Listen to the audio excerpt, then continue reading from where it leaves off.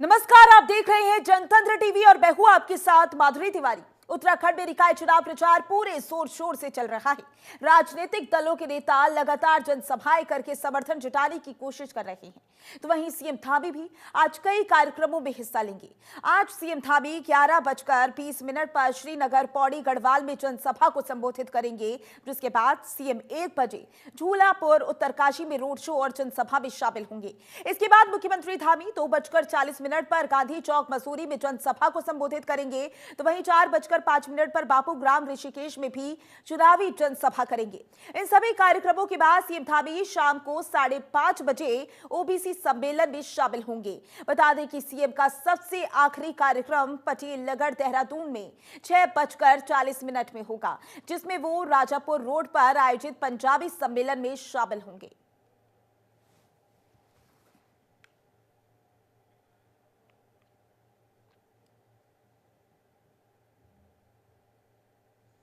खबर देहरादून से है, जहां सीएम पुष्कर सिंह धामी ने लॉन्स नायक करम सिंह को श्रद्धांजलि दी। सीएम ने एक्स पर पोस्ट करते हुए लिखा कि युद्ध के मैदान में अदम्य साहस, शौर्य और पराक्रम से दुश्मनों के दांत खट्टे करने वाले परमवीर चक्र से सम्मानित लॉन्स नायक करम सिंह जी की पुण्यतिथि पर कोटेश नमन। आपकी शौर्य गाथा हम सभी के लिए प्रेरणा स्रोत है, जो हमें सदैव राष्ट्र सेवा के लिए प्रेरित करती रहेगी।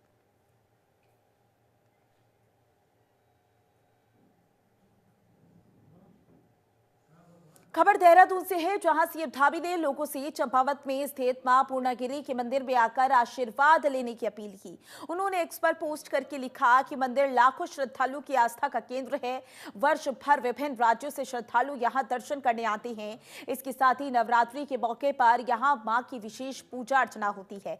सीएम ने लिखा कि अपने उत्तराखंड आगमन पर मां पूर्णागिरी के दर्शन अवश्य करें।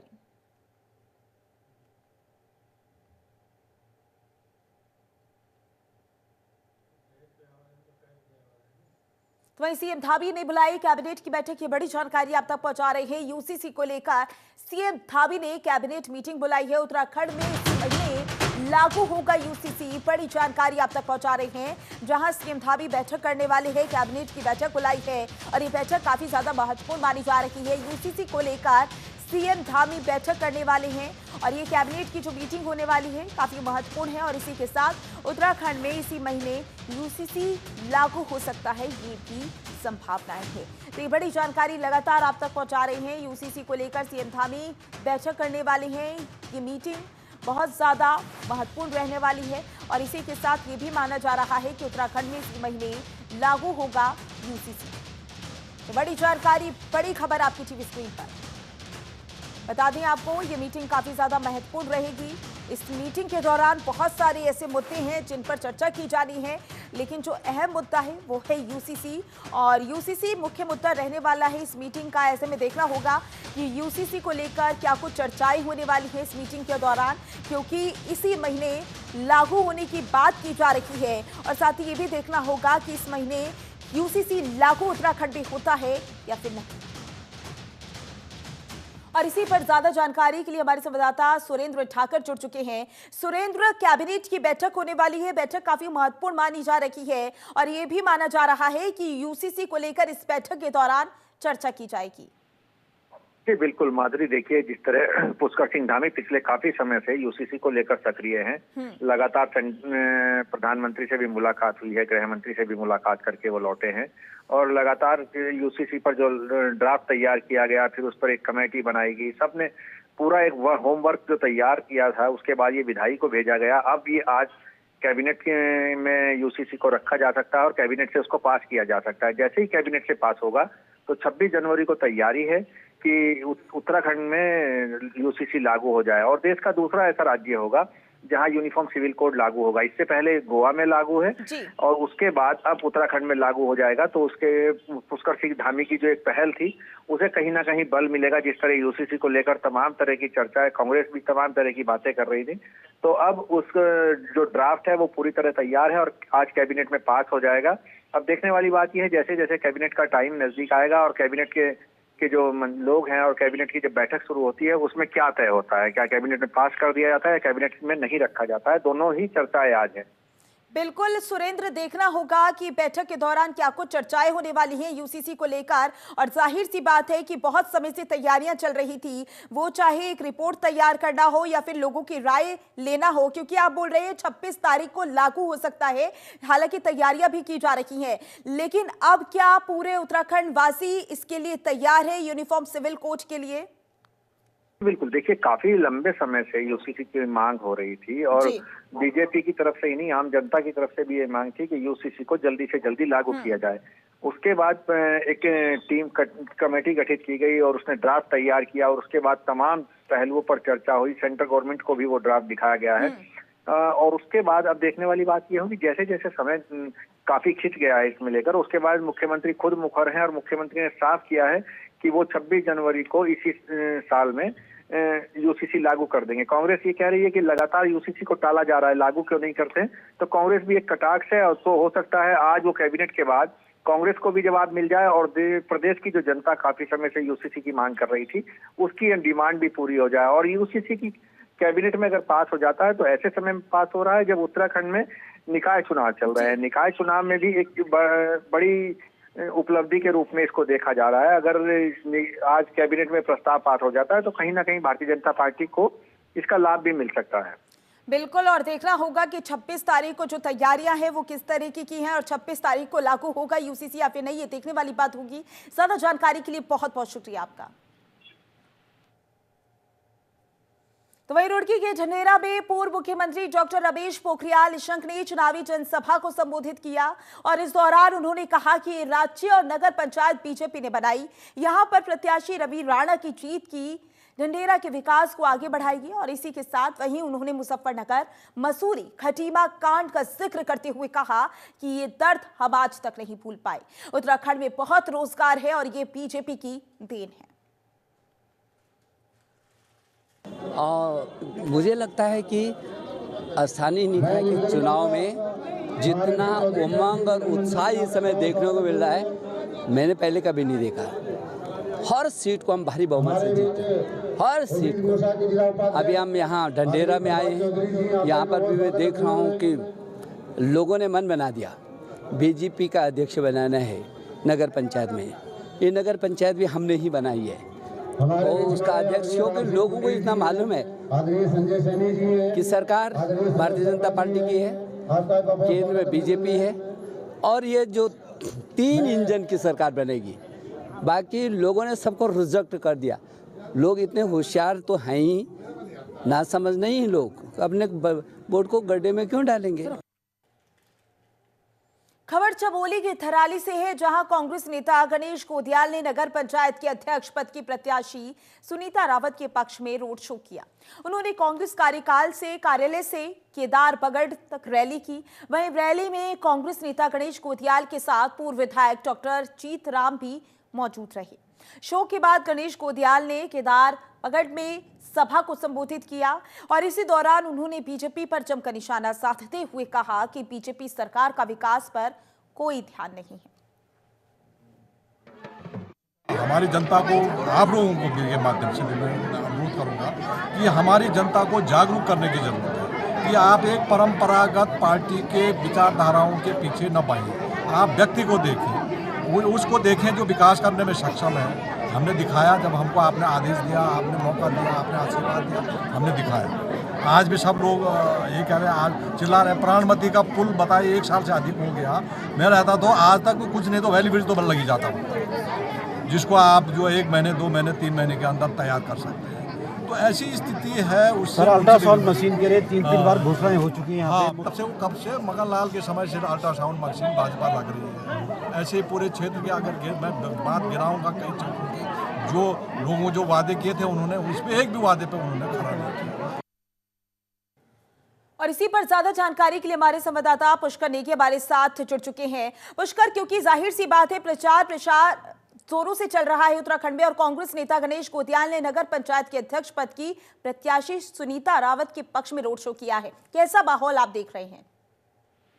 बिल्कुल, देखिए माधुरी, आपने सही कहा कि जब जो निकाय चुनाव होना है उसका जो अंतिम चरण अभी चुनाव प्रचार में जो दोनों जो राष्ट्रीय पार्टी हैं, चाहे भाजपा हो चाहे कांग्रेस हो, अपनी ताकतें झोंक रही हैं। जगह जगह जो है पूरे उत्तराखंड में जो है कहीं मुख्यमंत्री रोड शो कर रहे हैं, तो कहीं जो है विपक्ष के नेता, जो बड़े बड़े नेता हैं, वो अपने प्रत्याशी के लिए रोड शो कर रहे हैं। हालांकि अगर मैं जनपद चमोली की बात करूं माधुरी, तो जनपद चमोली में गणेश गुदियाल यहाँ पे पहुंचे हुए हैं, पूरे जनपद चमोली का भ्रमण कर रहे हैं। जहां जहां नगर पालिका है, नगर पंचायत है या नगर क्षेत्र से लेकर और गांव तक जो जिस तरह से विकास नहीं हुआ, उसको उन मुद्दों को यानी स्थानीय मुद्दों को लेकर जो है कांग्रेस जो है जनता के बीच जा रही है।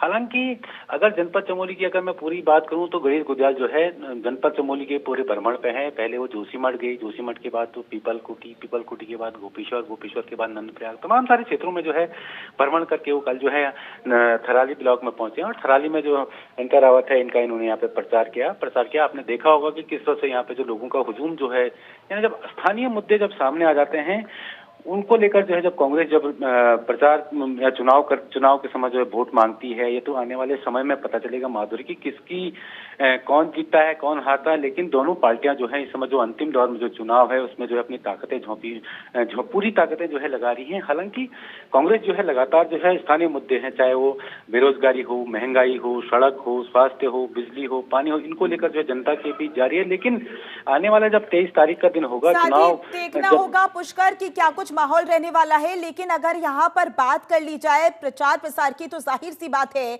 दोनों ही पार्टियों की तरफ से प्रचार प्रसार जोरों से हो रहा है। लेकिन अगर माहौल की बात करें तो जो माहौल है वो किसके पक्ष में नजर आ रहा है चमोली का? आपने सही कहा माधुरी कि जिस तरह से जो है चुनाव का जो प्रचार है, चुनाव में जिस तरह से जो ताकतें जो दोनों राष्ट्रीय पार्टियां झोंक रही हैं, यानी निर्दलीय भी हैं। अगर मैं नगर पालिका गोपेश्वर की बात करूं तो यहाँ पे भी त्रिकोणीय मुकाबला हमको देखने को मिलेगा, क्योंकि यहाँ पे जो है निर्दलीय प्रत्याशी भी मैदान में उतरे हुए हैं, कांग्रेस के भी हैं, भाजपा के भी हैं। तो कहीं ना कहीं लगातार जो निकाय चुनाव जिनको होना है, इसमें जो है दोनों पार्टियां जो है ताकत झोंक रही है। भाजपा क्योंकि उत्तराखंड में जो है भाजपा की सरकार है, तो जो भाजपा के बड़े बड़े नेता है वो अपने सरकार के जो काम उनको गिना रहे हैं। लेकिन कांग्रेस जो है जिस तरह से जो विपक्ष में बैठी है वो भी गिनवा रही है। लेकिन पूर्ववर्ती जो सरकारों जो काम नहीं कर पाया उसको लेकर जो है कांग्रेस सरकार जो है कांग्रेस के जो प्रत्याशी है उनका प्रचार कर रहे हैं। हालांकि कौन जीतेगा कौन हारेगा ये 25 जनवरी को पता चलेगा। लेकिन दोनों पार्टियां जो है अपनी ताकतें झोंक रही हैं। हालांकि आपने जनपद चमोली की जैसे आपने बात करी, तो यहाँ पे लगातार जो अगर गोपेश्वर की अगर मैं बात करूं नगर पंचायत की, तो यहाँ पे लगातार जो है कभी निर्दलीय कैंडिडेट जीता है तो कभी कांग्रेस का जीता है। तो कहीं ना कहीं जो है दोनों पार्टियां जो है पूरे उत्तराखंड में जो है अब समय चुनाव प्रचार का अंतिम दौर है, अपनी ताकतें यहाँ पे झोंक रही है। बिल्कुल, और साथ ही ये भी देखना होगा क्या कुछ परिणाम रहने वाले हैं, क्योंकि जाहिर सी बात है दोनों ही पार्टियां या फिर कहें कि निर्दलीय प्रत्याशी की तौर से भी यहां पर लगातार कोशिशें की जा रही हैं चुनाव को जीतने की, और ये भी देखना होगा कि ये चुनाव किसके पक्ष में जाता हुआ नजर आता है। ज्यादा जानकारी के लिए बहुत बहुत शुक्रिया आपका पुष्कर। उत्तराखंड में चुनाव को लेकर राजनीतिक सरगर्मियां तेज है। एक और जहां बीजेपी और कांग्रेस लगातार नगर निगम और नगर पंचायत क्षेत्रों में चुनाव प्रचार कर रही हैं, तो वहीं दूसरी ओर पार्टियां जीत का दावा भी कर रही हैं। एक और बीजेपी का कहना है कि हमें सरकार के काम के अनुसार जीत मिल रही है, तो वहीं बीजेपी का कहना है कि सरकार ने पिछले सालों में जो काम किया उसके आधार पर उन्हें प्रचंड जीत मिल रही है। दूसरी तरफ चुनाव आयोग ने 23 जनवरी यानी कि वोटिंग के दिन अवकाश की घोषणा कर दी है। बहुत जल्दी आप सबकी आशाओं और आप सबकी अपेक्षाओं के अनुरूप राज्य के अंदर हम एक सशक्त भू कानून भी लाने वाले हैं। भाइयों बहनों, और इसकी प्रक्रिया वर्तमान में गतिमान है। भाइयों बहनों, जहां एक और भारतीय जनता पार्टी की सरकार है जो तमाम काम कर रही है, जो राज्य को आगे बढ़ाने के लिए, राज्य के हर माता बहन को आगे बढ़ाने के लिए, नौजवानों को आगे लाने के लिए, उत्तराखंड को उत्कृष्ट उत्तराखंड बनाने के लिए एक तरफ भाजपा की सरकार है और दूसरी तरफ कांग्रेस है, जिसने हमेशा भ्रष्टाचार को बढ़ावा देने का काम किया है। आज एक और भाजपा है जो आदरणीय मोदी जी के नेतृत्व में सनातन संस्कृति के संरक्षण एवं संवर्धन के लिए कार्य कर रही है। वहीं दूसरी ओर कांग्रेस है जिसने हमेशा सनातन धर्म को बदनाम करने का, पाप करने के साथ साथ तुष्टीकरण की राजनीति की है। इस सम्मेलन से निकलने वाला संदेश आप सभी के माध्यम से हजारों लाखों उत्तराखंडी प्रवासी भाई बहनों तक पहुंचेगा, क्योंकि मैं ऐसा मानता हूं कि आज आप सब लोग जो यहाँ आए हैं 60 से अधिक लोग, ये केवल 60 लोग नहीं हैं, ये हमारे कई लाखों और हजारों लोगों के आप प्रतिनिधि हैं। और मैं मान सकता हूँ कि जो लोग भी यहाँ आना चाहते थे, कुछ लोग और भी आना चाहते थे, किसी का शेड्यूल नहीं बन पाया होगा, किसी का कोई समय नहीं हो पाया होगा, बहुत सारी चीजें हैं, लेकिन उन तक ये संदेश पहुंचाने में ये सम्मेलन हमारा अवश्य सफल होगा। भाइयों बहनों, आप सभी जानते हैं आज आप विदेशों में रहते हैं, आज जिस प्रकार से उत्तराखंड हर क्षेत्र में आगे बढ़ रहा है, आप सभी गौरवान्वित होते होंगे कि आपके पूर्वजों का राज्य, आपका पैतृक स्थान निश्चित रूप से आज तेजी से आगे बढ़ने वाले राज्यों में आगे बढ़ रहा है, चाहे ज्ञान और विज्ञान का क्षेत्र हो, व्यापार उद्योग का क्षेत्र हो, या फिर शिक्षा या चिकित्सा का क्षेत्र हो, हर क्षेत्र में आज हम प्रगति कर रहे हैं। आप लोगों ने विश्व के विभिन्न देशों में जाकर न सिर्फ अपनी अलग पहचान बनाई है, बल्कि अपने कार्यों से देश का भी और देवभूमि उत्तराखंड का भी आपने सम्मान बढ़ाने का काम किया है। हरिद्वार की थाना बहादुराबाद चौकी बाजार में नवनियुक्त क्षेत्र अधिकारी ने क्षेत्र के गणमान्य व्यक्तियों के साथ बैठक की। बैठक में उन्होंने अपराध, ट्रैफिक व्यवस्था और सार्वजनिक सुरक्षा जैसे मुद्दों पर चर्चा की। इस दौरान सीओ ने साइबर क्राइम और नशे के बढ़ते खतरे पर चेतावनी देते हुए नागरिकों से सतर्क रहने और पुलिस का सहयोग करने की अपील की है। इसके साथ ही उन्होंने मादक पदार्थों की तस्करी पर सख्त कार्रवाई का आश्वासन देते हुए कहा कि समाज का हर व्यक्ति जिम्मेदार है। वहीं बैठक में पहुंचे लोगों ने क्षेत्राधिकारी के निर्देशों का समर्थन करते हुए क्षेत्र में शांति और सुरक्षा बनाए रखने का संकल्प भी लिया है।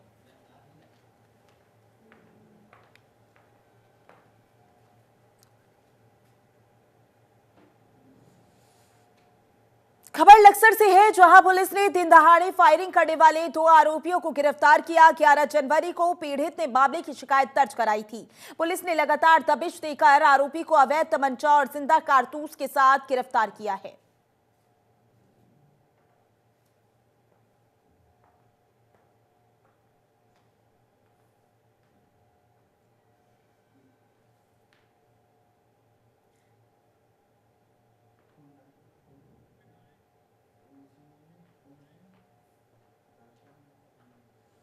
उत्तराखंड में ठंड का सितम जारी है, जिसके चलते लोगों को कई सारी परेशानियों का सामना करना पड़ रहा है।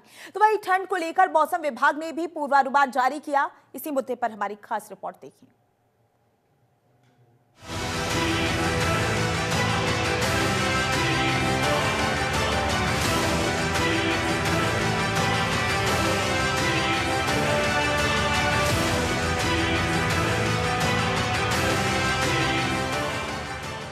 देवभूमि में कोहरे और शीतलहर का कहर, रोजमर्रा की गतिविधियों पर पड़ रहा असर। मौसम विभाग ने जारी किया पूर्वानुमान। कोहरे और बर्फबारी से सड़कें हुई सुनसान। उत्तराखंड में ठंड के चलते जनजीवन अस्त व्यस्त। पहाड़ी इलाकों के साथ ही मैदानी क्षेत्रों और रिहायशी इलाकों में भी ठंड ने पांव फैला रखी। वहीं शीतलहर के चलते जहां लोग घरों से निकलने से बच रहे हैं, तो वहीं पहाड़ी क्षेत्रों में आने वाले पर्यटकों की संख्या घट बढ़ रही। हालांकि ठंड को लेकर मौसम विभाग ने पूर्वानुमान जारी किया।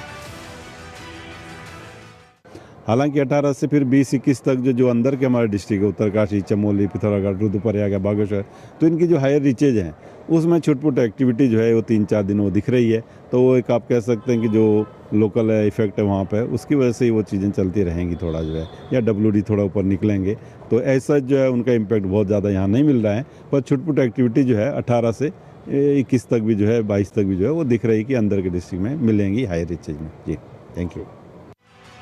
कड़ाके की ठंड से घरों में सिमटे लोग। बारिश और बर्फबारी का बना संयोग। मैदानी इलाकों में कोहरा होगा घना।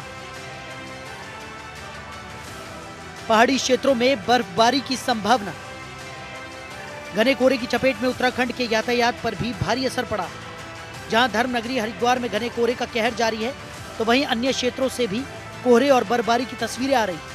विजिबिलिटी बेहद कम होने के कारण वाहनों की रफ्तार धीमी हो गई, जिससे सड़कों पर सन्नाटा पसरा हुआ है। कोहरे के चलते सड़क हादसों की आशंका को देखते हुए स्थानीय प्रशासन ने लोगों से सतर्कता बरतने और अनावश्यक यात्रा से बचने की अपील की। प्रशासन ने सड़कों पर ट्रैफिक नियमों का पालन करने और वाहन चलाते समय हेडलाइट का इस्तेमाल करने की सलाह दी।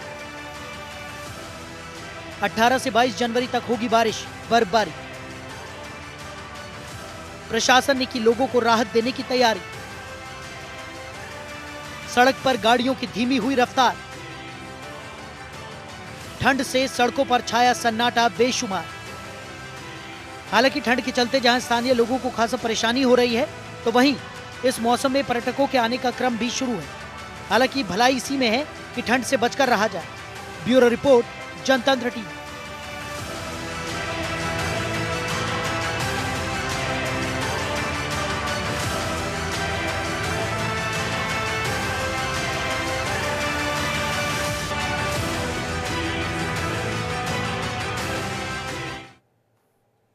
फिलहाल के लिए इस बुलेटिन में बस इतना ही। बने रहें जनतंत्र टीवी के साथ। नमस्कार।